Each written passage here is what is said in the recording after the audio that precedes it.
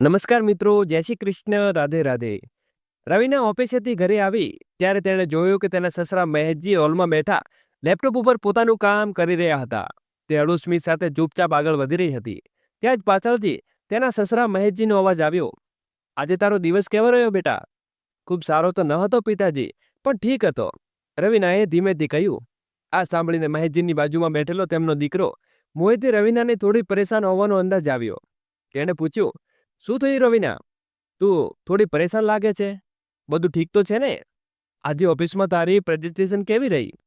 ઠીક રહી ને મોહિત? મોહિત કહેવા રવિના પોતાના રૂમમાં ચાલી ગઈ. મોહિતે પોતાના પિતાને કહ્યું, એવું લાગે છે પિતાજી કે રવિનાની પ્રેઝન્ટેશન સારી નહીં ગઈ. તેણે છેલ્લા 10 દિવસથી રાત દિવસ જાગીને તૈયારી કરી હતી. કદાચ એટલે થોડી પરેશાન લાગે છે. હું જરા જોઈ આવું. આમ કહીને મોહિત રવિનાની પાછળ રૂમ તરફ ચાલ્યો ગયો. મહેશજીએ ચશ્મા ઉતારીને તેમના દીકરા તરફ જોયું અને પછી ચૂપચાપ લેપટોપ પર કામ કરવા લાગી ગયા. 5 મિનિટ પછી મોહિત રૂમમાંથી બહાર આવ્યો અને કિચન તરફ જતા પિતાજીને પૂછ્યું, પિતાજી તમે પણ ચા પીશો? હું રવિના માટે ચા બનાવવા જાઉં છું. આ સાંભળીને મહેશજી આશ્ચર્યચકિત થયા. તેમણે કહ્યું, તું શા માટે બનાવે છે? નોકરાણી નહીં આવે? મહેશજીએ નોકરાણીનું નામ લીધું, પણ મનમાં એમ વિચારતા હતા કે રવિના ખૂબ શા માટે ચા નથી બનાવતી? તું કેમ બનાવવા જાય છે? મોહિતે જવાબ આપ્યો, નોકરાણી તો સાંજે 7 વાગે આવશે પિતાજી. અને વળી કોઈની ચિંતા અને તણાવ ઓછો કરવાનો શ્રેષ્ઠ રસ્તો એ છે કે તેના માટે પોતાના હાથે 1 કપ ચા બનાવીને પીવડાવવો. પછી જુઓ કે ચાના કપમાં ભરેલા આપણા પ્રેમને જુદાની સામેવાળી ચિંતા અને તણાવ કેવી રીતે ગાયબ થઈ જાય છે. આ સાંભળીને મહેશજી તેમની પત્ની રાધિકાની સૂચના યાદ આવી. બાળકોના ગૃહસ્થ જીવનમાં 4 દિવસ માટે જઈ રહ્યા છો તો દખલગીરી ન કરશો. તેમનું ગૃહસ્થ જીવન છે, જેમ ચલાવે તેમ ચલાવવા દેજો. આ નવા જમાનાના બાળકો છે. આ વાત યાદ રાખીને મહેશજી વિચારવા લાગ્યા, આંખ અને મોં તો બંધ કરી શકું, પણ આ કાનનું શું કરું? જે બધું સાંભળી લે છે અને પછી મોંને કહે છે કે કંઈક બોલો તો મહેશ. પણ આજે તેમણે શાંતિ રાખી. તેમણે ખિસ્સામાંથી રૂમાલ કાઢીને મોં લૂછ્યું અને ટૂંક સમયમાં મોહિત ચા લઈને આવ્યો. પિતાજી ચા. મોહિતે 3 કપ ચા સેન્ટર ટેબલ ઉપર મૂકતા કહ્યું. આ જોઈને મહેશજીને વ્યંગ છુપાવતા કહ્યું, રવિનાને અંદર લઈ જા બેટા, અહીં આવશે તો તેનું માથું દુખશે. મોહિતે આશ્ચર્યથી પિતા તરફ જોઈને કહ્યું, અરે ના પિતાજી, એ એકલી ચા પીશે તો પોતાની ચિંતામાંથી બહાર કેવી રીતે નીકળશે? બસ તે હાથ મોં ધોઈને આવે છે ત્યાં સુધી તમે શરૂ કરો. ત્યાં જ પાછળની અવાજ આવ્યો, સોરી પિતાજી, પ્રેઝન્ટેશન બગડી જવાને કારણે થોડી પરેશાન થઈ ગઈ હતી, કહેતા રવિના સોફા ઉપર બેસી ગઈ. મહેશજી આશ્ચર્યથી તેની તરફ જોવા લાગ્યા. તેમનું લાગ્યું કે રવિના ઓફિસમાંથી આવી ત્યારે તેના ચહેરા ઉપર તણાવ હતો, પણ હવે તેઓ તણાવ સાવ ગાયબ થઈ ગયો હતો. આ જોઈને મહેશજી પોતાની પત્ની રાધિકા વિશે વિચારવા લાગ્યા. જ્યારે રાધિકાને માથું દુખે તો તે આટલી ઝડપથી તાજી નથી થતી. ઘણા કલાકો સુધી દુપટ્ટો બાંધીને મોં લટકાવીને ફરતી રહે છે અને વાસણો ખખડાવીને એવું કામ કરે છે જાણે ડોક્ટરે કહ્યું હોય કે વાસણો અવાજથી માથાનો દુખાવો ઠીક થશે. રવિના ઉતાર ચઢાવ તો જીવનનો હિસ્સો છે. ત્યાં માટે આપેલું પરેશાન થવાની જરૂર નથી. આ વખતનું પ્રેઝન્ટેશન ક્લાઇમેટને પસંદ ના આવ્યું હોય તો કોઈ વાંધો નથી. તેના રહેલી ખામીઓને તાકાત બનાવો અને તેમાંથી શીખીને આગળ તૈયારી શરૂ કરો. મોહિતે રવિનાને સમજાવતા કહ્યું. રવિનાએ કહ્યું, તું બરાબર કહે છે મોહિત, તારી આવી વાતો જ મને આગળ વધવા પ્રેઝન્ટેશન આપે છે. હું પણ એ વિચારતી હતી. આમ કહીને રવિના ચાનો કપ લઈને કિચન તરફ ચાલી ગઈ. મહેશજી ફરી લેપટોપ ઉપર કામ કરવા લાગી ગયા. પણ રવિના અને મોહિતના વચ્ચે વાતો તેમના મનમાં ગુંજવા લાગી. તે વિચારવા લાગ્યા કે રાધિકાજીના મોઢામાંથી તો આજ સુધી મેં મારા માટે એક પણ વખાણનો શબ્દ નથી સાંભળ્યો. મોહિતને કેટલું સારું લાગ્યું હશે જ્યારે રવિનાએ કહ્યું કે તારી આવી વાતો જ મને આગળ વધવા પ્રેરણા આપે છે. ત્યાં જ તેમના મનમાં એક અવાજ આવ્યો. તે ક્યારે રાધિકાને પ્રેરણા આપવા માટે તેની કોઈ વાતો કરી છે. તેને કોઈ બાબતે પરેશાન જોઈને આવી રીતે દિલાસો આપ્યો છે કે તારા મોઢામાંથી તો હંમેશા ઝેર શબ્દો ઉછળ્યા છે. અને એ બિચારીએ આંસુ દરેક નાની મોટી સમસ્યાને પહાડ બનાવીને મોં ફૂલાવીને બેસી જાય છે. મહેશજીની અંતરાત્મા તેમના અંદરથી ઠપકો આપ્યો. આ બધું વિચારીને તેમનું મન કામથી ઉપટી ગયું. તેમણે લેપટોપ બંધ કર્યું અને રૂમમાં આવીને થોડી આરામ કરવા નીકળી પડ્યા. કાલે સાંજે જ મહેશજી ઓફિસના કામ માટે મુંબઈ આવ્યા હતા. તેમના દીકરા અને વહુ મુંબઈમાં રહેતા હતા. તેથી હોટેલની જગ્યાએ તેમણે પોતાની સાથે રહેવું યોગ્ય સમજ્યું. પ્રાઇવેટ જોબના કારણે ન તો તેનો દીકરો વહુ સાથે રહેવાનો સમય કાઢી શકતા હતા ન તો મોહિત અને રવિના એના માટે રજા મળી અને તેના ગામ આવીને સૌના માટે થોડો સમય રહી શકે. પણ કાલે સાંજે જ્યારથી મહેશજી આવ્યા ત્યારથી મોહિત અને રવિનાનું રૂટીન જોઈને તેઓ કંઈક અકળાઈ રહ્યા હતા. મોહિતના વ્યવહારમાં પતિવાળી કોઈ ઠસ ન હતી. જો રવિના ખાવાનું પીરસતી હોય તો મોહિત પાણીનો ગ્લાસ ભરતો હોય. રવિના ગંદા વાસણો હટાવે તો મોહિત કપડો લઈને ડાઇનિંગ ટેબલ સાફ કરવા લાગે. આ બધું જોઈને મહેશજી આશ્ચર્યચકિત થઈ ગયા. તેઓ વિચારવા લાગ્યા કે મોહિત મારો દીકરો છે, નહીં તો આવા છોકરાઓને અમ્મા અને દાદી જોરુના ગુલામ કહેતા. પણ આજના જમાનામાં તો છોકરાઓ ફેસબુક ઉપર સ્ટેટસ મૂકે છે, my wife is my life. આ વિચારીને મહેશજીને નફરત થતી. તેઓ રૂમમાં આવીને સૂઈ ગયા, પણ મન થોડું ખીલેલું હતું. ખબર નહીં કેમ દીકરા વહુનું અશાંત, નિષ્ફળ અને ભોળું દાંપત્ય જીવન તેમને કંઈક પરેશાન કરી રહ્યું હતું. તેમણે રવિનાની જગ્યાએ રાધિકાજી અને મોહિતની જગ્યાએ પોતાના મૂકીને જોવાનું શરૂ કર્યું. ઘર અને ઓફિસની બેવડી જવાબદારી નિભાવતી રવિના અને મોહિત લગ્નને 4 વર્ષ પછી પણ એવું લાગતું હતું જાણે 1 વર્ષ પહેલા તેમના લગ્ન થઈ ગયા હતા હોય. આજે તેમના અને રાધિકાને 4 વર્ષના લગ્ન જીવનમાં કેટલી નિસારતા આવી રહી હતી.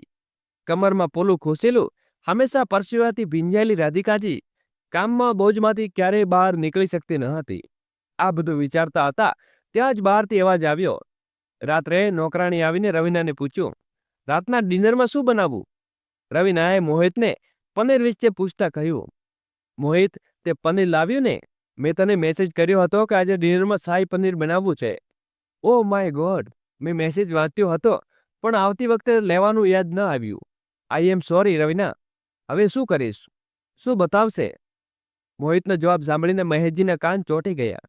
તેમણે લાગ્યું કે હવે રવિના બૂમો પાડીને કહેશે, મોહિત, તારાથી તો કામ કરવાની પસ્તાવું છું.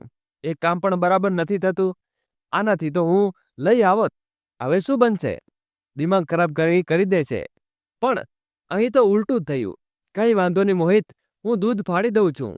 સાહેબ પનીર નહીં પણ પનીર ભુરજી તો બની જશે. સાથે આલુ દમ અને રાયતો બનાવી લઉં છું. કહીને રવિના નોકરાણીને સમજાવવા લાગી.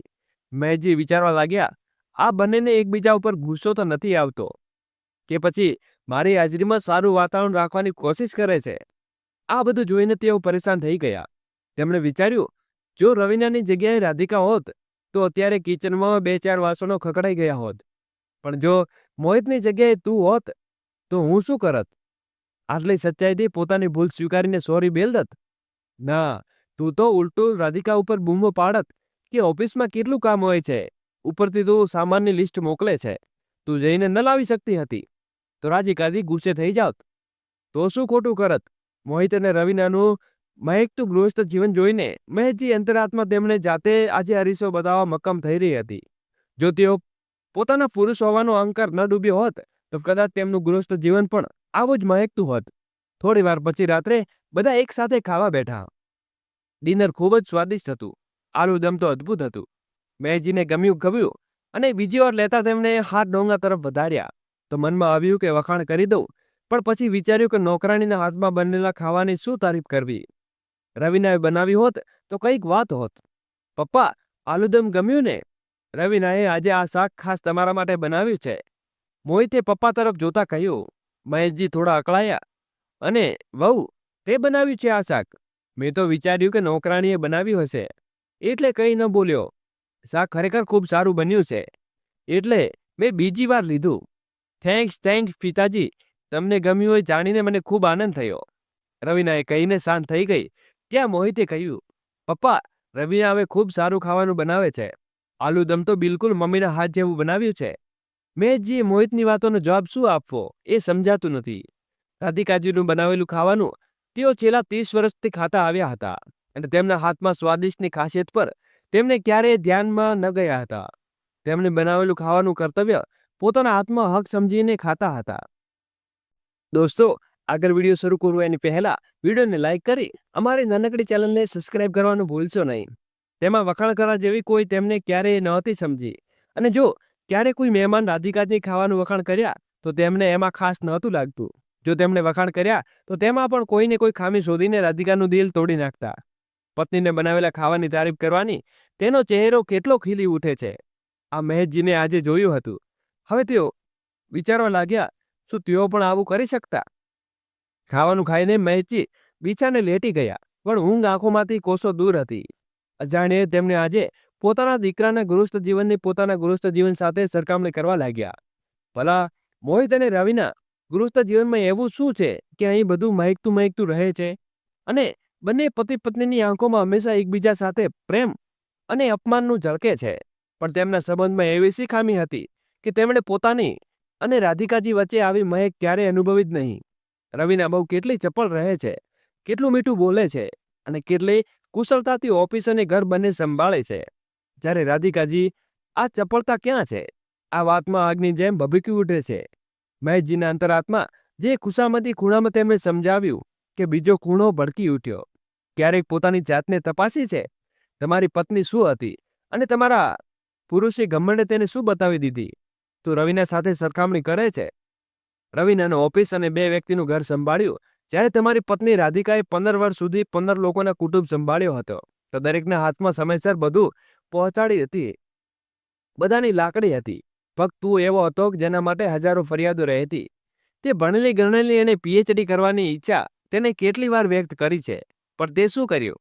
મા બાપુજીને ગમશે નહીં એમ કહીને તેની ઈચ્છાને મારી નાખી. જોકે તેઓ બરાબર ખબર હતી કે મા બાપુજી રાધિકાને ક્યારેય રોકે નહીં. તું તો નહોતો ઈચ્છતો કે રાધિકા ઘરથી બહાર નીકળે. તે પોતાનું ભણતર પૂરું ન થઈ શકવાને કારણે કેટલું રડતી હતી. અને આજે તું વિચારે છે કે રાધિકા રવિનાને જે હંમેશા ખુશ કેમ નથી રહેતી? અરે, પોતાની ઈચ્છાઓ વાળું ગળું દબાવી ભલા કોઈ ખુશ રહી શકે? આ બધું વિચારતા મહેશજીને ક્યારે ઊંઘ આવી ગઈ તેમને ખબર પણ ન પડી. અને બીજે દિવસે સવારે વહેલા ઉઠી રવિના અને મોહિત બંને ઉઠી ગયા હતા. ઘરની નોકરાણી કિચનમાં કામ કરતી હતી. રવિના મશીનમાં કપડાં ધોતી હતી અને મોહિત ઘરની સફાઈ કરી રહ્યો હતો. આ જોઈને મહેશજીને ગુસ્સો તો ખૂબ આવ્યો, પણ તેમણે ચૂપચાપ અખબાર ઉઠાવીને પોતાના રૂમમાં જઈને બેસી ગયા. નાસ્તો તૈયાર થયો તો ત્રણે એક સાથે નાસ્તો કરવા બેઠા. રવિનાની ઓફિસ દૂર હતી એટલે તે મોહિત કરતાં થોડી વહેલી નીકળતી. ઘડિયાળ પર એક નજર નાખીને રવિના ઉતાવળે નાસ્તો મોંમાં ઠોસતી હતી. ત્યાં જ મોહિતે કહ્યું, રવિના, આ સારી વાત નથી. કામ જરૂરી છે, પણ આરોગ્યની કિંમતે નહીં. આરોગ્ય ઠીક નહીં રહે તો પૈસા કામ નહીં. શાંતિથી બેસીને નાસ્તો કર, આટલી પણ વાર નથી થતી. એમ કહેતા મોહિતે બીજું પરોઠું રવિનાની થાળીમાં મૂકી દીધું. ગરમ પરોઠું ખાવાથી રવિનાને લાગે છે કે તેણે મોહિતના રવિનાના પરોઠાને 4 ટુકડા તોડી દીધું, જેથી પરોઠું ઝડપથી ઠંડુ થઈ ગયું અને રવિનાને ઉતાવળે બીજું પરોઠું પણ ખાઈ લીધું. પતિ પત્નીના સંબંધમાં આવો કાળજીભર્યા પ્રેમ હોઈ શકે છે, જે આજે મહેશજીને જોયું તો ત્યારે ક્યાંય ખોવાઈ ગયા. જ્યારે તેણે નાના હતા ત્યારે સ્કૂલે જતા સમયે તેમની માં આવી રીતે પરોઠું તોડીને ઠંડુ કરીને ખવડાવતી. એક પત્ની જ્યારે પોતાની પત્ની માટે આવું કરે તો પોતાનો પ્રેમ વ્યક્ત કરી શકે. આ વાત તો તેમના મનમાં ક્યારેય આવી જ ન હતી. રાધિકાજી માટે પરોઠું ઠંડુ કરતું તો દૂર, ખાતી વખતે તેમણે નમક માગ્યું તો એ ખાવા ગળામાં અટકાવી પાણી આપવું પડ્યું હોત. તો પાણી આપતા વખતે મહેશજી એવો ભાવ બતાવતા જાણે પૂછતા હોય કે નોકર સમજી રાખ્યો છે મને. આજે મહેશજીને એવું લાગતું હતું કે મોહિત અને રવિનાના ગૃહસ્થ જીવનમાં તેમને એક પાઠશાળા બની ગયું છે અને તેમનો અંતરાત્મા ગુરુજીની લાકડી બનીને ઊભો છે. રૂમમાં જઈને તેમણે રાધિકાને ફોન લગાવ્યો. હેલો, શું કરે છે? તેમનો અવાજ સાંભળીને રાધિકાજી આશ્ચર્યચકિત થઈને બોલી, અરે, આજે સવારમાં ફોન કરીને હાલચાલ પૂછો છો? બધું ઠીક તો છે ને ત્યાં? હા, બધું ઠીક છે. નાસ્તો કર્યો તે? મહેશજીએ પોતાને જ પૂછવા વિચિત્ર લાગ્યું. હા, કર્યો, પણ આજે તમે આ બધું કેવી રીતે પૂછો છો? તમે ઠીક તો છો ને? તમે નાસ્તો કર્યો કે નહીં? રવિના અને મોહિત તમારું ધ્યાન તો રાખે છે ને? જો ન રાખતો હોય તો હોટેલમાં શિફ્ટ થઈ જજો. ત્યાં રહેવાની કોઈ જરૂર નથી. રાધિકાની કદાચ એવું લાગ્યું કે મહેશજીને સમયસર નાસ્તો ખાવાનું નથી મળતું, એટલે તેમની યાદ આવી હશે. નહીં તો અગાઉ તો તેમણે ક્યારેય આવું નહોતું પૂછ્યું.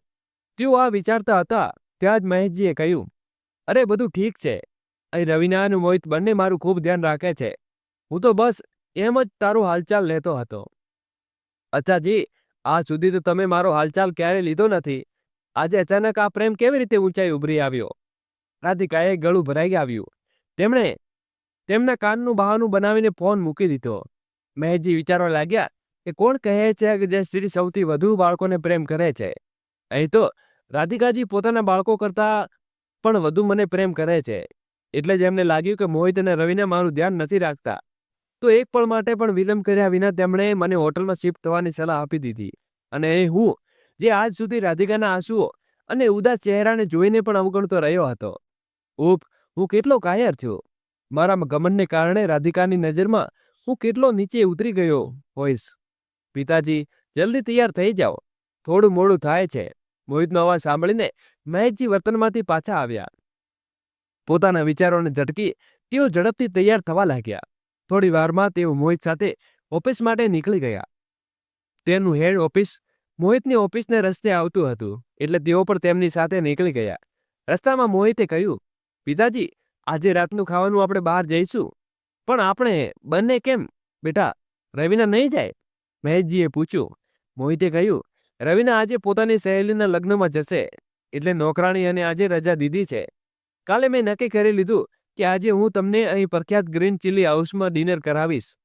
રવિનાનું આ રીતે રાત્રે ડિનર જવું મહેશજીને બરાબર ન લાગ્યું, પણ મોહિતનો નિશ્ચિત ચહેરો જોઈને તેઓ સાંભળી ગયા અને બોલ્યા, ઠીક છે બેટા, સાંજે મળીએ. આમ કહીને તેઓ ઓફિસે ગયા.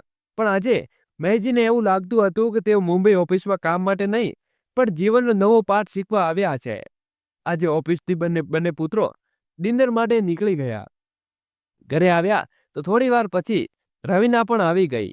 આવતા તેણે મહેશજીને માફી માંગતા કહ્યું, સોરી પિતાજી, જો ખૂબ જરૂરી ન હોય તો હું ક્યારેય ન જાત, એટલે ઉતાવળે આવી ગઈ. આમ કહીને તે પોતાની સહેલીના લગ્નની વાતો મોહિતને ખુશીથી કહેવા લાગી, અને મોહિત પણ ઉત્સાહથી તેની વાતો સાંભળવા લાગ્યો. આ બધું જોઈને મહેશજી વિચારવા લાગ્યા કે મોહિતની થોડી સમજદારી બંને કેટલા ખુશ છે, અને વહુ ગયા તો હોવાથી તેને શું ફરક પડ્યો. હું તે વખતે શા માટે નારાજ થઈ રહ્યો હતો? ઉલટું મને મોહિત સાથે એકલા થોડો કલાકો વિતાવવા મળ્યા.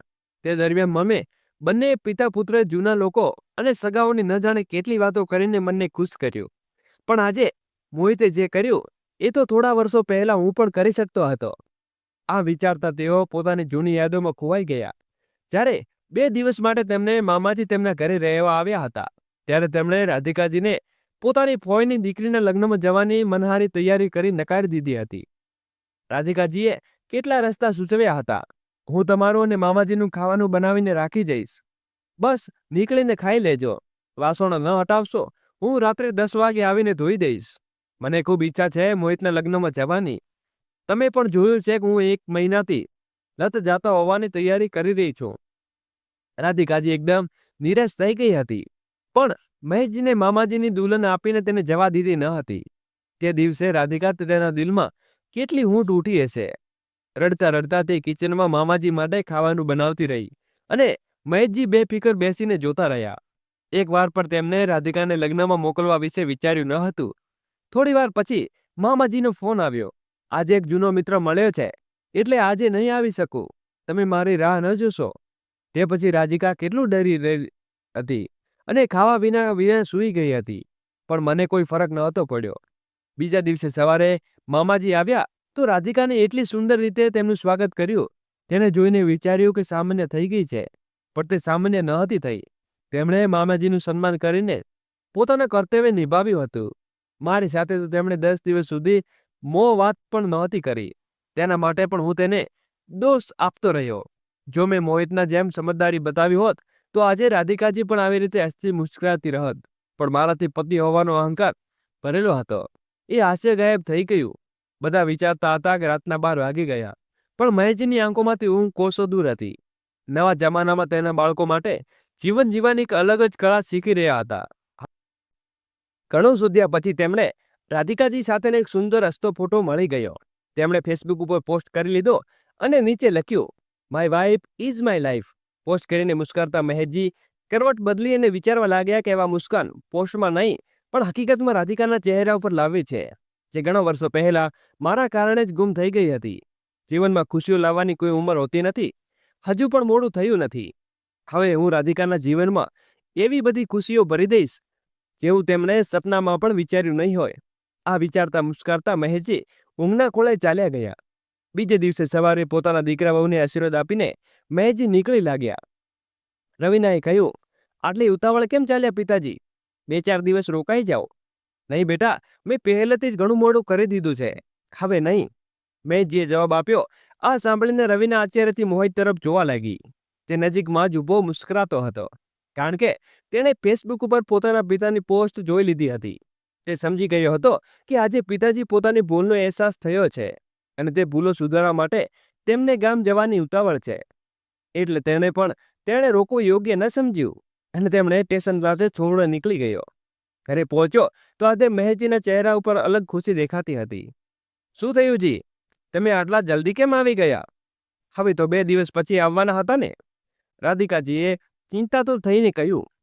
મહેશજીએ કહ્યું, પોતાની બેગમાંથી રાધિકા માટે થોડી સાડીઓ અને સોનાની બંગડીઓ કાઢીને તેમને આપતા કહ્યું, જલ્દી નહીં રાધિકા, ઘણું મોડું કરી દીધું છે. પ્લીઝ મને માફ કરી દે. મેં તારી ખુશીઓ તરફ ક્યારેય ધ્યાન આપ્યું નથી. આમ કહેતા મહેશજીની આંખો ભરાઈ આવી. આ જોઈને રાધિકાજી આશ્ચર્યચકિત થઈ ગયા અને બોલ્યા, આ શું કહો છો જી? હા રાધિકા, મેં ક્યારેય તને ખુશીઓ નથી આપી, જેની હકદાર હતી, જે હંમેશા તારી ઈચ્છાઓને ઘણું ઘૂંટ્યો છે. જો હું દીકરા વહુ પાસે ન ગયો હોત તો આજે મારા પુરુષ હોવાનો અહંકાર રહ્યો હોત. દીકરા વહુ પાસે જઈને મને સમજાયું કે જો પતિ ઈચ્છે તો તેની પત્નીને આખી જિંદગી ખુશ કરી શકે છે. પતિના મોઢે આ સાંભળીને આજે રાધિકાની આંખો ભરાઈ આવી. અચ્છા જી, દેર આઈ યુ ડુસ્ટસ આઈ, તેમણે પોતાના આંસુ લૂછતા કહ્યું. અને મહેશજી બોલ્યા, ના રાધિકા, હજુ પણ મોડું થયું નથી. જીવન જીવવા માટે ઉંમર જોવાતી નથી. મેં ઓફિસમાંથી એક મહિલાની રજા લીધી છે. હવે આપણે વૃંદાવન ફરવા જઈશું. પ્લીઝ ના ન કહેતી. આ સાંભળીને આજે રાધિકાના ચહેરા ઉપર એક અલગ જ મુસ્કાન તરી આવી. લગ્ન પછી તે ઘરગૃહસ્થીમાં ફસાઈ રહી હતી. આજે પહેલીવાર તેને ક્યાંક ફરવા જઈ રહી હતી, એટલે તેના ચહેરા ઉપર એક અલગ જ ખુશી દેખાતી હતી. તેને જોઈને મહેશજીને પણ શકૂન મળી રહ્યું હતું.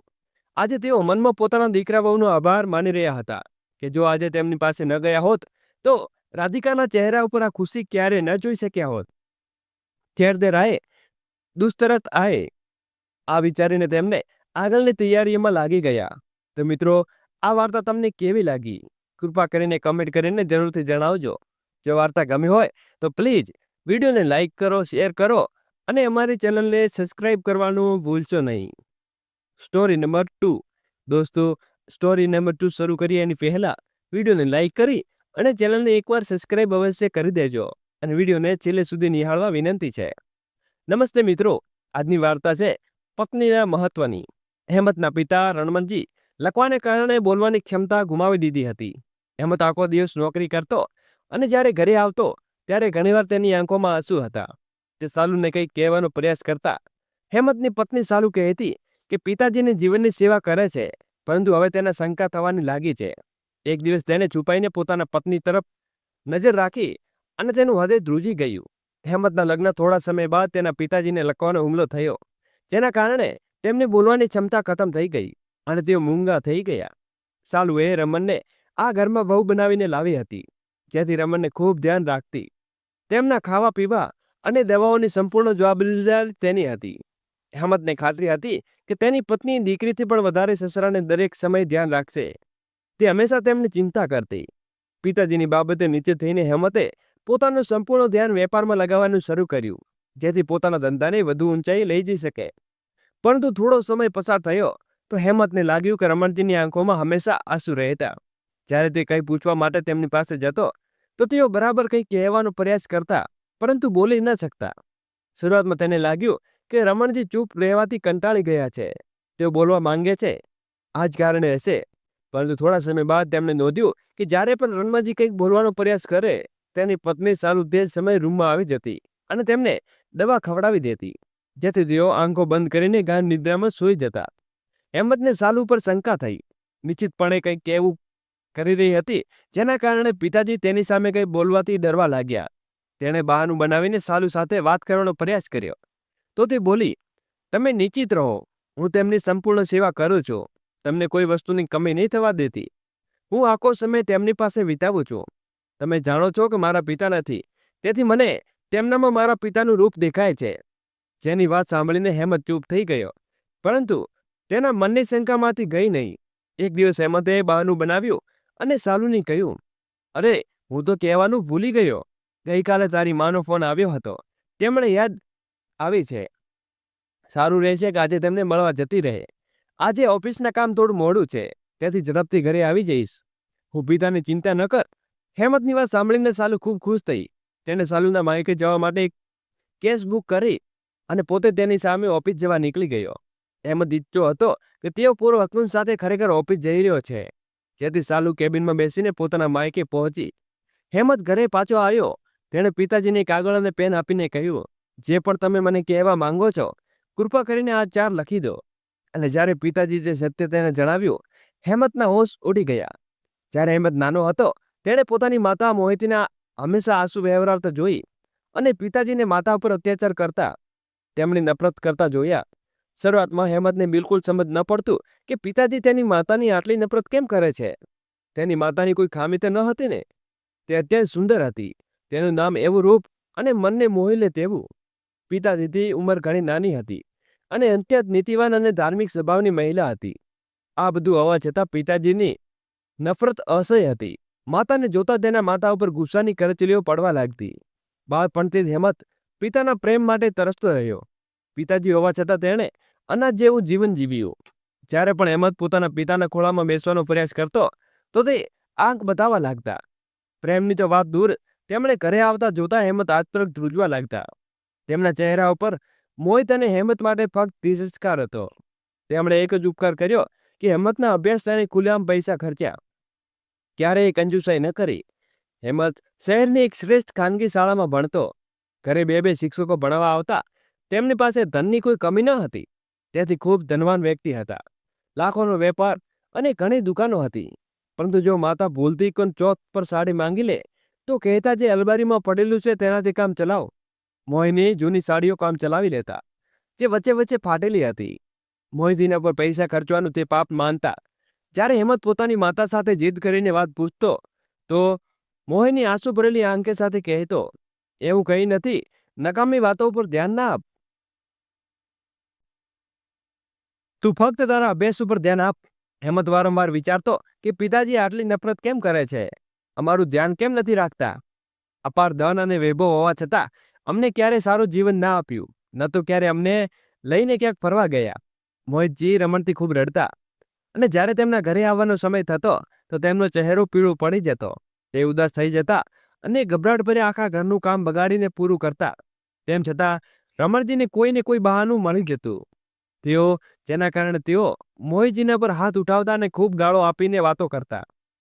હેમંતને પિતાજીની વાતો સારી નહોતી લાગતી અને તે પણ તેમના ચીડાવો લાગ્યો હતો. જેમ જેમ તેની ઉંમર વધી ગઈ, ઘરમાં માહોલને જોઈને બધી વાતોને અસલ સમજવા લાગી. રમણજીની નફરત અસલીને કારણે સમજાતું તેની બહેન એટલે કે હેમંતની બુઆને લગ્ન થયા પછી તરત જ પોતાના ભાઈના મન અને મગજમાં ઝેર ભરી દીધું હતું. ભાઈ, તારી પત્નીને તો પોતાની સુંદરતાનો ઘમંડ છે. તું તેનાથી ઉંમરમાં પણ ઘણો મોટો છે. આવી સ્ત્રીઓ તો પોતાના પતિને દગો આપે છે. તેમની સંપત્તિ લઈને ભાગી જાય છે, કારણ કે તેમણે પોતાના જૂનો જુવાન અને સુંદર પુરુષ જોઈએ છે. પોતાની પત્નીને કાબૂમાં રાખ. તેના પર પોતાનો દબદબો જાળવ અને તેના ઉપર પૈસા ખર્ચ ન કર, તો જ તારા આધીન રહે છે, તારાથી ડરશે. જો તું તેની સુંદરતામાં જળમાં ફસાઈ ગયો, તો તેને ઠગી લેશે. જેથી તારી પત્નીને હંમેશા પગની જૂતી સમજ અને નોકરાણી જે ઘરમાં કામ બધા લગાડી દે છે, નહીં તો તે તારા પૈસા લૂંટતી રહે છે. જો તેને તારા દિલમાં જગ્યા આપી દીધી, તો માથાનો તાજ બનાવી લીધી, તો પરવાળાને પગને લૂંટી બનાવી દેશે અને તારી ઈચ્છાઓની રગદોડી ચાલી જશે. રમણજી રૂપરંગમાં સાવળા હતા અને નૈણ નનક પણ સામાન્ય હતા. તેઓ દેખાવમાં કદરૂપ લાગતા અને બેઢક લૂંટપટ શરીરવાળા હતા. આ જ વાતોનો ફાયદો ઉઠાવીને રમણની બહેન પાયલે તેના મનમાં એવો વિકાર ભર્યો કે તેમણે પણ લાગવા લાગ્યું કે તેઓ અત્યંત કદરૂપ છે અને તેમની પત્નીને ફક્ત પૈસાના લોભમાં લગ્ન કર્યા છે. આ જ કારણ હતું કે રમણજી શરૂઆતથી જ મોહિતને અત્યંત નફરત કરતા હતા. ત્યાં જ મોહિતના સારા સંસ્કારવાળી મહિલા હતી અને તેમનું દરેક રીતે ધ્યાન રાખતી, પ્રેમથી વર્તતી. તે હંમેશા આશા રાખતી કે રમણજી તેમની સાથે પ્રેમથી વાતો કરે અને પતિના 2 મીઠા શબ્દો માટે તે તરસતી. ક્યારેક તે પ્રેમના 2 શબ્દ બોલે અને નજીક બેસીને હાલચાલ પૂછે કે તેમનું જીવન કેવું પસાર થઈ રહ્યું છે, તો જાણે. પરંતુ રમણને તેને ક્યારેય પૂર્ણ કરવાનો અહેસાસ નહોતો કર્યો. મોહિતની બીજી ધનવાળી પત્ની હોવા છતાં પોતાની નણંદ કેફીલી વસ્તુઓ કે ઉધારી વસ્તુને પહેરતી, નહીં તો ક્યારેક પોતાની મોટી બહેન પાસેથી થોડા પૈસા માંગીને સામાન ખરીદી લેતી. હેમંતનું હૃદય ખૂબ દુઃખી હતું. તે હંમેશા માતા સાથે ઝઘડતો અને કહેતો, તમે આવા વ્યક્તિ સાથે કેમ કરી રહ્યા છો? તેમને થોડી દો અને આપણે ક્યાંક બીજે જઈને રહીશું. તો મોહિતની જાનકી હસી સાથે તેને ટાળી દેતી. એક દિવસ હેમંતની સહનશીલતા જવાબ થઈ ગઈ. તે મેટ્રિક વિદ્યાર્થી હતો. જ્યારે ઘરે આવ્યો તો હંમેશાની જેમ સમજીને મોહિત પાસે ગુસ્સો કરી રહ્યા હતા, ગાળો આપી રહ્યા હતા અને તેમના પર ખૂબ દૃષ્ટાપર આરોપ લગાવી રહ્યા હતા કે તું હેમંતના જે શિક્ષકો ઘરે ભણાવવા આવે છે તેમની સાથે તારું ચક્કર ચાલે છે, ત્યાંથી તું તેમને ચા પાણીની ખૂબ ચિંતા કરે છે, ગેર પુરુષ સાથે સંબંધ રાખે છે. મોહિતજી ચૂપચાપ સાંભળી રહ્યા હતા અને જાણે તેમને હાર માની લીધી હોય. આ સાંભળીને હેમંતનું લોહી ઉકળી ગયું. તેણે પોતાની બેગ ફેંકી અને અત્યંત સખત લહેરમાં રમણજી સામે ઊભો રહીને કહ્યું, આજ પછી જો તને મારી માતા ઉપર હાથ ઉપાડ્યો તો તેમના ઉપર આવા દુષ્કર્મ પર આરોપ લગાવ્યા તો મારાથી ખરાબ કોઈ નહીં હોય. હું મારી માતાને લઈને અહીંથી ચાલ્યો જઈશ અને પછી ક્યારેય પાછો નહીં આવું. પછી રહો તમારી બહેન સાથે, જે હંમેશા અમારા ઘરમાં આગ લગાવવા આવે છે. જે હું મારી માતાને વધુ અપમાન સહન નહીં કરું. જ્યારે હેમંત આવ્યો, વલણ અપનાવ્યો અને તેમને ચેતવણી આપી તો રમણજી એકદમ શાંત થઈ ગયા. રમણજીને સમજાતું ગયું કે હવે તેમને દીકરો મોટો થઈ ગયો છે. ભલે તેઓ તેના વહેરણની ખૂબ નારાજ હતા, પરંતુ તેમને વાતની સારી રીતે ખબર હતી કે હેમંત જ તેમનો એકમાત્ર વારસદાર છે. તેમનો વૃદ્ધાશ્રમનો એકમાત્ર સહારો છે. તેમને ગુમાવીને તેનો પોતાની આખી દુનિયા ગુમાવી દેત. કદાચ તેમણે પોતાના દીકરા પર તે બિલકુલ પ્રેમ ન હતો, પરંતુ તેઓ પોતાના વૃદ્ધાશ્રમનો આખરી સહારો બનવા માંગતા હતા. રમણજી અંદરથી ખૂબ ડરી ગયા હતા કે ક્યારેય તેનો દીકરો ખરેખર પોતાની માતાને લઈને આ ઘર છોડીને તેના જીવનમાંથી ચાલ્યો ન જાય. જેથી તેમણે ચૂપ રહેવું યોગ્ય સમજ્યું. હેમંત રૂમમાંથી ઊભો થયો અને પોતાની માતાની આંખોના આંસુ લૂછી રહ્યો હતો. તેમને દિલાસો આપી રહ્યો હતો કે તે જ સમયે ભુવાનો તીખો અવાજ સંભળાયો. જોયું છે ભાઈ, હું કહેતી હતી ને કે આ સ્ત્રી ખૂબ ચાલાક છે. કેવી રીતે પોતાને લાચાર બનાવીને તમારા એકમાત્ર દીકરાને તમારી વિરુદ્ધ કરી દીધો. બાપની સામે આંખ બતાવે છે. મને પણ હંમેશા અબોલા સબોલા બોલે છે. હું તો કહું છું હજુ સમય છે, તેને કાબૂમાં રાખ, નહીં તો હાથમાંથી નીકળી જશે. શું આ દિવસ માટે તેના ઉપર આટલા પૈસા ખર્ચ્યા હતા તે તમારી સાથે ઝઘડો કરે? તેણે ખૂબ હોવી જોઈએ તમારા પૈસા વિના તેનું જીવન નથી. જવા દો મા દીકરાને. જ્યાં દર ઠોસરો ખાશે તો પછી આવશે. બુઆઓ વાતો સાંભળીને હેમંતનું લોહી ઉકળી ગયું અને તેની નફરત ચમસીમાએ પહોંચી ગઈ. ત્યારે મોહિત ડરના મારે અવાજ કાઢી શકતો ન હતો. તેમને ડર હતો કે રમણજી પોતાની બહેનને આવી વાતો આવીને તેમને ઘરમાંથી ધક્કો મારીને બહાર ન કાઢી દે. પરંતુ એવું ન થયું. રમણજી ચૂપચાપ ઘરની બહાર ચાલ્યા ગયા.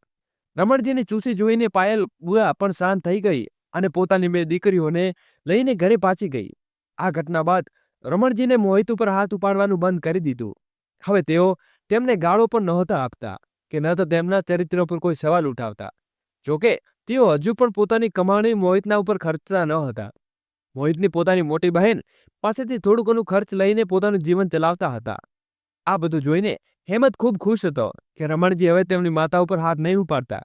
પરંતુ પાયલ બુઆ હંમેશા નિરુદ્ધ રીતે પોતાની દીકરીઓ સાથે ઘરે આવતી અને રમણજીના પૈસા એશ કરતી, ફરમાશો કરતી. રમણજી પણ પોતાના પ્રેમનો હિસ્સો તેમની દીકરીઓને આપતા, કારણ કે ફુવાનો તો સર્ગ સીધા હતા. તેથી રમણજી પોતાની બહેન બાળકો પ્રત્યે જવાબદારી અનુભવતા અને તેને હંમેશા નોટોની ગડીઓ આપતા. આ બધું હેમંતને સારું નહોતું લાગતું. પછી તેણે પોતાનો અભ્યાસમાં એટલો વ્યસ્ત કરી લીધો કે કોઈ વ્યસ્તની પરવા ન હતી કરતો. ફક્ત માતા સાથે સંબંધ રાખતો. રમણજીને કંઈક સમજાવવાનો કે કહેવાનો કોઈ ફાયદો ન હતો. મોહિત પોતાના દીકરાને દુઃખી જોતો કે પણ દુઃખી થઈ જતા. તે મોહિતને સમજાવતા, હેમંત, તારું મત દુઃખી કરવાની કોઈ જરૂર નથી. આખી સંપત્તિ તારી છે. કાલે જ્યારે તું સફળ થઈશ તો આ બધું પણ તને મળશે. અને રહી વાત તારા પિતાજીની, તો તે તેમના માટે ઈશ્વરની પ્રાર્થના કર કે ઈશ્વર તેમને સદબુદ્ધિ આપે. તેમની કરણી તેને સાથે છે. હું ફક્ત એટલું ઈચ્છું છું કે તું તારી માતાના ઉછેરની લાજ રાખે અને ક્યારેય એવું બોલવાનો મોકો ન આપે કે તારી માતાએ એવા સંસ્કાર આપ્યા કે તું મારા પિતાજીની આંખોમાં આંખો નાખીને ઊભો રહે. તું વારંવાર મને પૂછતો રહેતો કે હું મારા પતિ સાથે ઝઘડો કેમ નથી કરતી, આવા પુરુષો સાથે કેમ રહું છું. તો તેનું એક જ કારણ હતું કે જો હું તેની સાથે ઝઘડો કરીશ કે મારો અધિકાર માંગીશ તો તેઓ પૂરો વિશ્વાસ છે કે ગુસ્સે થઈ જશે અને મને આ ઘરમાંથી બહાર કાઢી દેશે અને તને મારાથી છીનવી લેશે. હું તારા વિના જીવવાની કલ્પના પણ નથી કરી શકતી. મારા લાડલા, તું જ મારો જીવનનો સહારો છે. તું મારી એકમાત્ર સંતાન છે. બક્ષ, તું મને વચન આપ કે તું મારા પિતાજી સાથે ઝઘડો નહીં કરે. માતાની વાતો હેમંતના હૃદયને સ્પર્શી ગઈ અને પછી તેને હેમંત પોતાના કામમાં લાગી ગયો. સમય ઝડપથી પસાર થઈ ગયો. હેમંતે MBAની ડિગ્રી મેળવી લીધી. તેની સફળતાથી તેની માતાની સાથે તેના પિતાજી પણ ખૂબ ખુશ હતા. પહેલી વાર રમણજીને ઉત્સાહથી તેના ખભે હાથ મૂક્યો. તેઓ ગળે લગાડવા માંગતા હતા, પરંતુ હેમંતની ઉદાસીનતા તેમણે એવું કરતા રોક્યા. રમણજી ઈચ્છતા હતા કે હેમંત તેનો વેપાર સંભાળે, પરંતુ હેમંત પોતાનું જીવન પોતાની મહેનતથી જીવવા માંગતો હતો.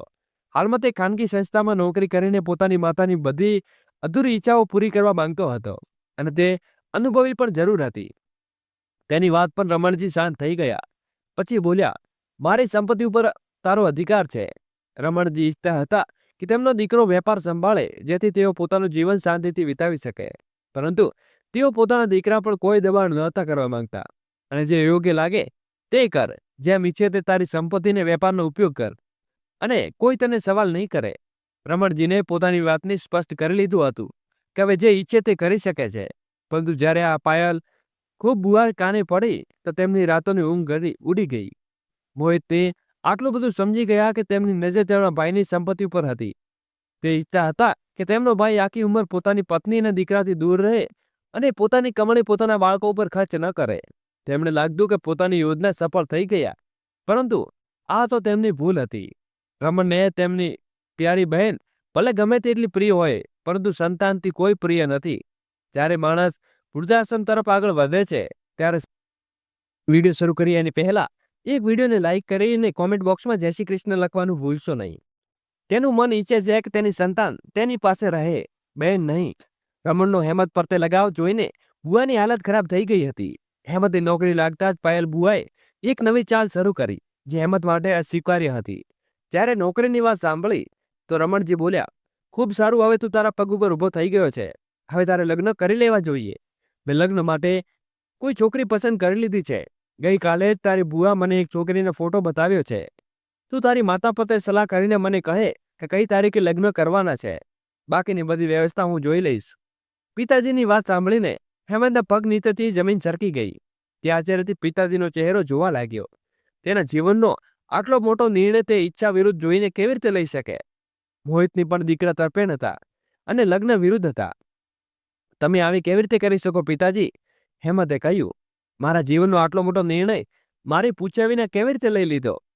મને બુઆની પસંદગીમાં કોઈ રસ નથી, કારણ કે હેમંત બીજી છોકરીને પ્રેમ કરતો હતો અને તેની સાથે જ લગ્ન કરવા માંગતો હતો. ગમે તે થાય પિતાજી, હું તમારી આ વાત ક્યારેય સ્વીકાર નહીં કરું. કે અધિકારને તમે મારું સગપણ નક્કી કર્યું. આખી જિંદગી તમે મને તમારો દીકરો નથી માન્યો. ફક્ત પોતાના સ્વાર્થ માટે તારા અભ્યાસ પર પૈસા ખર્ચ કર્યા, પરંતુ ક્યારેય મને તમારી સંતાન માનીને કંઈ આપ્યું નથી. આજે હું જ્યાં પણ છું તે ફક્ત અને ફક્ત મારી માતાને કારણે છું. તમને શા માટે લાગ્યું હું તમારી આ વાત માની લઈશ? તારે મારી વાત માનવી જ પડશે હેમંત, તેમણે કહ્યું. જે મારી બહેન વચન આપી લીધું છે, ચાલુ જ મારી પત્ની બનશે. જો મેં મારી વાત ન માની હોત તો યાદ રાખ, હું તારી માતાને છૂટાછેડા આપી દઈશ. પછી ગમે તે હોય, તમે મા દીકરો આ ઘરમાંથી ચાલ્યા જાઓ, મને કોઈ ફરક નહીં પડે. પરંતુ વિચારી લેજે, આ ઉંમરે તારી માતાને છૂટાછેડા લેતા સારું નહીં લાગે. હવે નિર્ણય તારા હાથમાં છે. આટલું કહીને તેઓ ચાલ્યા ગયા. હેમંત દુઃખ અને ગુસ્સામાં ડૂબી ગયો હતો. તે પોતાના પિતાને કહેવા માંગતો હતો કે તેમની ધમકીને તેને કોઈ ફરક નથી પડતો, પરંતુ માતાને તેને શાંત કરી દીધો. રડતા રડતા મોહિની બોલ્યા, આખી જિંદગી મેં આ નિર્ણય માણસની ઉદાસીથી સહન કરી. મારા ચારિત્ર પર આંગળી ઉઠાવી જોઈ, ફક્ત એટલા માટે કે વૃદ્ધાશ્રમમાં છુટકારો ન થાય અને હું દર ન ભટકું. મને ખબર છે કે તું મારો અજ્ઞાનકારી દીકરો છે અને તારી સાથે મને કોઈ તકલીફ નહીં થાય, પરંતુ એક સ્ત્રી માટે છૂટાછેડા એ ખૂબ મોટો આઘાત છે. આ ઉંમર માટે કલંક ન લગાવ બેટા. હું તારી સાથે હાથ જોડું છું. જેમ ચાલી રહ્યું છે તેમ ચલાવવા દે. તું સાલુ સાથે લગ્ન કરી લે. હું નથી ઈચ્છતી કે આ ઉંમરે મારા ચરિત્ર ઉપર ડાઘ લાગે. હું મારો મામલો ભગવાન પર છોડું છું, જે શ્રેષ્ઠ ન્યાય કરશે. અને હું ફક્ત એટલી દુઆ કરું છું કે આ નિર્ણય તારા હિતમાં સારો સાબિત થાય. બસ તારા પિતાજી સાથે ઝઘડો ન કર. રમણની તો આખી જિંદગી જ ઉજળી ગઈ છે. તે પાયલ બુઆ અને તેમની દીકરીઓની ખૂબ નફરત કરતો હતો. આજ લોકો કારણે તેમને ક્યારેય સાચો સુખ ન હતો જોયો, અને હવે એ જ લોકો ફરીથી તેના જીવનમાં સામેલ થઈ રહ્યા હતા. દિવસો આમ જ પસાર થઈ ગયા હતા. હેમંતે પિતાજી સાથે સંપૂર્ણ સંબંધ તોડી દીધો હતો. પિતાજી જેની ચૂપી ચૂપી અનુભવવા લાગ્યા હતા. તેમને ખુશ માટે તેમણે પોતાની આખી સંપત્તિ તેના નામે કરી દીધી, પરંતુ તેનાથી પણ તેની ચૂપી ન તૂટી. હેમંત ફક્ત પોતાની માતાનો ખાતર આ સંબંધને સહન કરી રહ્યો હતો. અને પછી એક દિવસ તેની માતા આ દુનિયામાંથી ચાલી ગઈ. માતાના અચાનક મૃત્યુ તેને તોડી નાખ્યો. હેમંત દિવસ રાત રડતો રહ્યો અને તેમની યાદ કરતો રહ્યો. તેણે નક્કી કરી લીધું કે હવે જ્યારે માતા નથી તો આ સંબંધને ખતમ કરી દેશે, પરંતુ એવું ન થયું. માતાના મૃત્યુ બાદ આખા પરિવાર ભેગા થઈને નિર્ણય લીધો કે આ ઘરને સંભાળવા માટે વહુનું આવવું જરૂરી છે. હેમંત ફરીથી મજબૂત થઈ ગયો અને લાચાર થઈને આ કડવો ઘૂંટ ફઈ ગયો. સાલું તે ભુવાની સહેલીની દીકરી હતી. દુલ્હન બનીને ઘરે આવી તે પોતાના વ્યવહારનું હેમંતનું દિલ જીતવાનો પ્રયાસ કરતી, પરંતુ તેણે તેવી સાથે પૂરેપૂરી જાળવી રાખી હતી. તે તેને મહત્વ નહોતો આપતો, ન તો તેની સાથે વાત કરતો. જો કંઈ કરે તો હેમંત તેની કોઈ વાતને જવાબ પણ નહોતો આપતો. પિતાજી બધું જોઈ રહ્યા હતા, પરંતુ હવે તેઓ સંપૂર્ણ શાંત થઈ ગયા હતા. પછી એક દિવસ હેમંત માસીને ઘરે આવ્યો. તેમણે હેમંત અને સાલુ વચ્ચે દૂરી ભાગી લીધી. પછી તેમણે પોતાના ઘરે બોલાવ્યો અને સ્નેહપૂર્વક સમજાવ્યું, જો હેમંત, મેં આખી જિંદગી મારી બહેનને તરસતીને રડતી જોઈ છે. તેણે હંમેશા તેના પતિનો પ્રેમ મેળવવા માટે ખૂબ પ્રયાસ કર્યા. તે દિવસ રાત તેની સેવા કરતી હતી, પરંતુ તે નિર્દય વ્યક્તિ ક્યારેય મારી બહેનની ભલાઈનું મૂલ્ય ન સમજ્યું. તેણે દરેક ખુશી અને અધિકારથી વંચિત રાખી. તેના અત્યાચારોને સહન કરતા કરતા ધીમે ધીમે જીવનની મૃત્યુ તરફ આગળ વધી રહી હતી. તે ખૂબ જ ખુશ મિજાજ અને જીવન છોકરી હતી, પરંતુ તારા પિતાજીની ઉદાસીથી તેને તોડી નાખી હતી. તને પણ તારી માતાને રડતી અને તડપતી જોઈ હશે.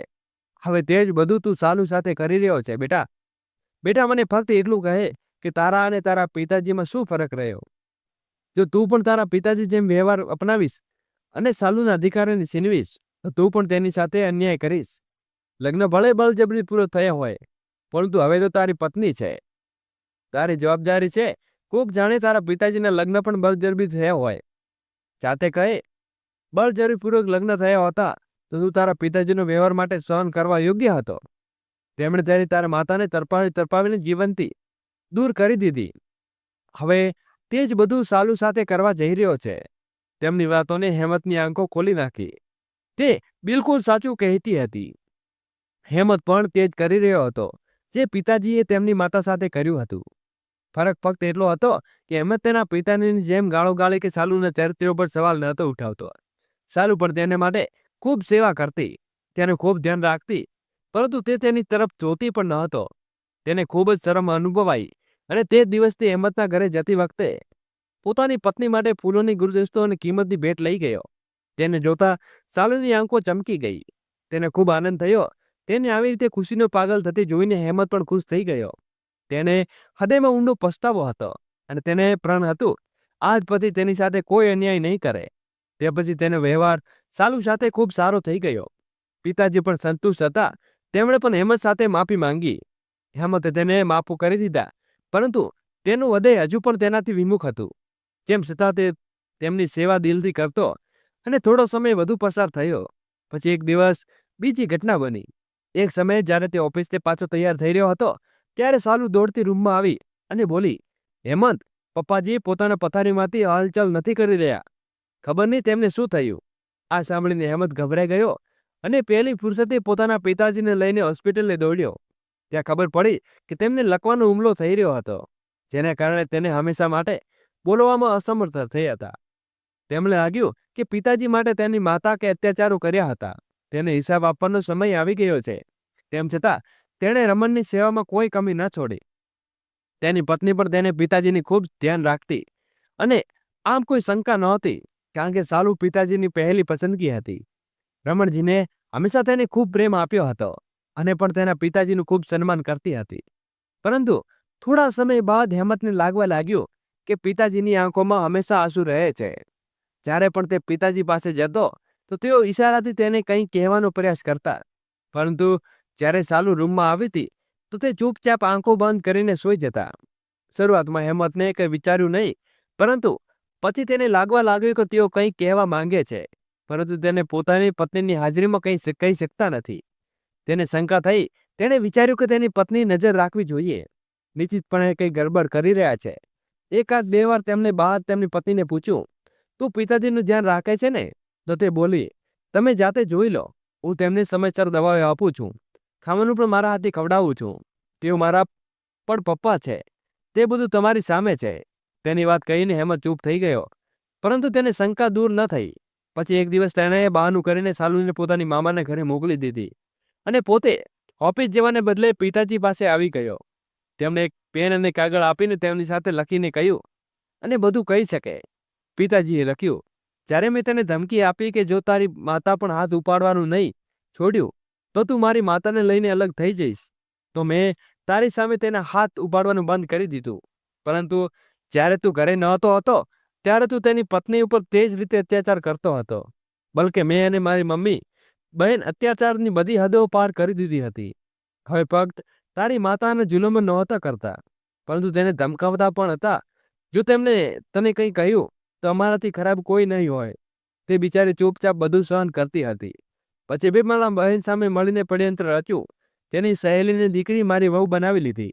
કારણ કે બેટા, મને એવું લાગતું હતું કે મારી પત્ની ખરેખર ચારિત્રહીન છે. તે મને છોડીને ચાલી જશે. મારા લગ્ન પહેલા પાયલે જ્યારે તેનું મન થતું તે અમારા ઘરે આવી જતી અને મોટા આનંદથી તારી માતા ઉપર હુકમો ચલાવી તેને તેનો અનુભવ કરાવતી કે તે ઘરની નોકરાણી કંઈક નથી. તેણે તો એવું કહી દીધું હતું કે એકવાર મારી સહેલીની મારી દીકરી સાથે લગ્ન થઈ જાય પછી જલ્દીથી તારો દીકરો તારી પાસેથી છીનવી લઈશ અને પછી આ ઘરમાંથી બહાર કાઢી દઈશ. આ જ વાતોએ તારી માતાને આઘાતમાંથી નાખી દીધી હતી અને આ દુનિયામાંથી વિદાય થઈ ગઈ. તેના મૃત્યુને મારી આંખો ખોલી નાખી. પરંતુ ખૂબ મોડું થઈ ગયું હતું. મને સમજાતું કે એટલી ખરાબ ન હતી જેટલું મને કહેવામાં આવ્યું હતું. મારા આટલા અત્યાચારો સહન કર્યા છતાં તેણે ઘર નહોતું છોડ્યું. પરંતુ હવે એ કંઈ થઈ શકે તેમ ન હતું. હું મારી પત્નીના ગમમાં તૂટી ગયો હતો. તે સમયે મારી બહેને ચાલાકીથી પરિવારમાં મોટે મોટે મહેમાનો લાવીને શાલુના લગ્ન તારી સાથે કરાવી દીધા. તેની અસલથી મારી સામે ઘણું મોડું થઈ આવી. તે આખી જિંદગી મારી પત્નીને ચારિત્રહીન માની, જ્યારે અસલમાં તારી પત્ની ચારિત્રહીન હતી. તેના ગેરપુરુષો સાથે કાયદેસરના સંબંધો હતા. મેં તેને જોઈ લીધું અને સમજવાનો ખૂબ પ્રયાસ કર્યો. તો શાલુએ મારી સાથે ખરાબ વ્યવહાર કર્યો અને પાયલ સાથે મળીને જાણે એવી ધીમી ઝેરવાળી દવાઓ મને પીવડાવી જેના કારણે મને લકવાનો માર્યો.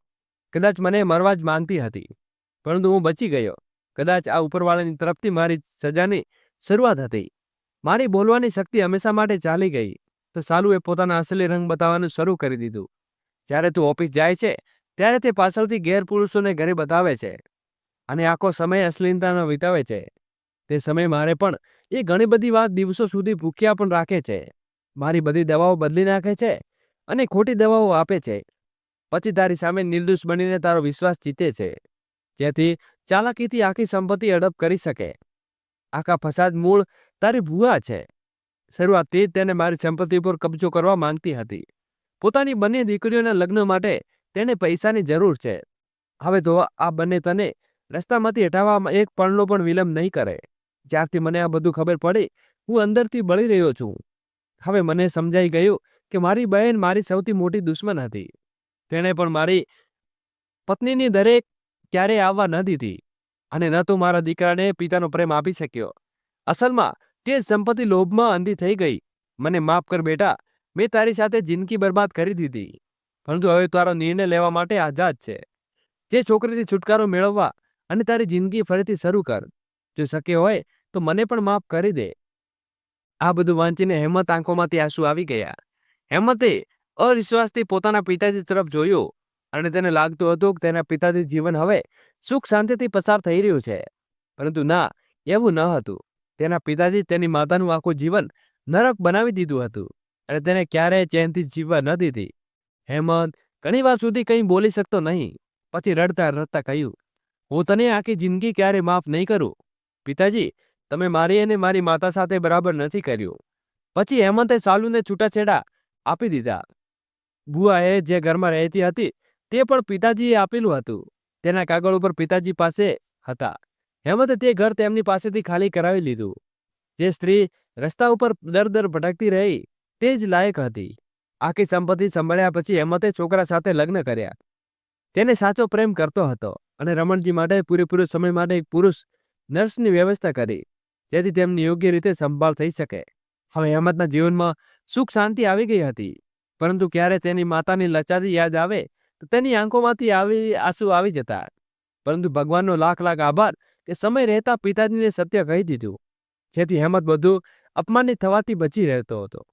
અંતે હંમેશા સત્યની જીત થાય છે. તો મિત્રો, આ હતી આજની વાર્તા. આ વાર્તા વિશે તમારો શું અભિપ્રાય છે તે કોમેન્ટ કરી બોક્સમાં જરૂરથી જણાવો. જો વાર્તા ગમી હોય તો ચેનલને લાઈક કરો અને સબસ્ક્રાઇબ જરૂર કરો.